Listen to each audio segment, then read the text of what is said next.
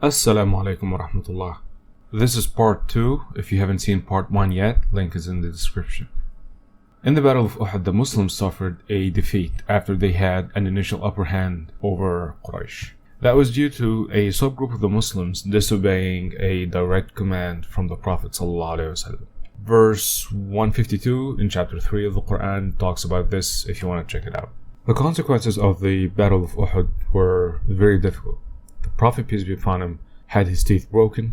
He was also injured in his head, and blood was pouring all over his face beyond control, to the point where the companions could not recognize him.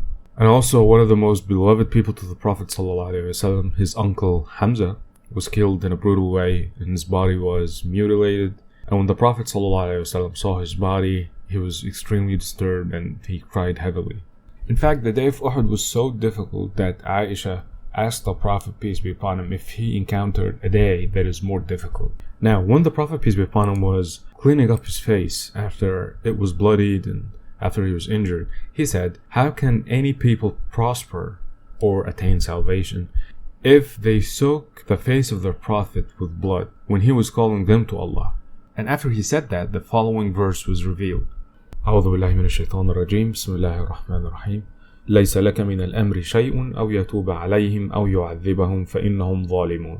Not for you, O Muhammad, but for Allah is the decision whether He should cut them down or forgive them or punish them, for indeed they are wrongdoers. Now, when the Prophet, peace be upon him, said, how can a people prosper? It was obviously a rhetorical question. The Prophet, peace be upon him, was having doubts that these people who did these things are going to attain salvation. But then, Allah is reminding the Prophet, peace be upon him, that the guidance of people is only in the hands of Allah and not in the hands of anyone else. And this message is all over the Quran. Now, think about this.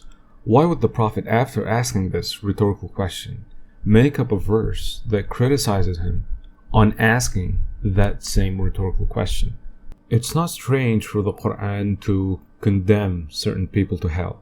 So, for example, Abu Lahab was condemned to hell in chapter 111. If the Prophet ﷺ was making up the Quran, he didn't have to criticize himself and make up such a verse at all.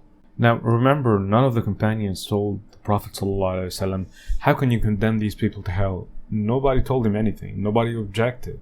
In fact, it makes perfect sense for people who have hurt their Prophet physically and killed and tortured the Muslims for 13 years in Mecca to be condemned to hell. Despite that, the verse came reminding the Prophet, peace be upon him, as well as the Muslims, that ultimate judgment is only in the hands of Allah. And if Allah wishes, He could guide these people to Islam.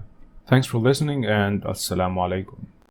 بسم الله الرحمن الرحيم والنجم إذا هوى ما ضل صاحبكم وما غوى وما ينطق عن الهوى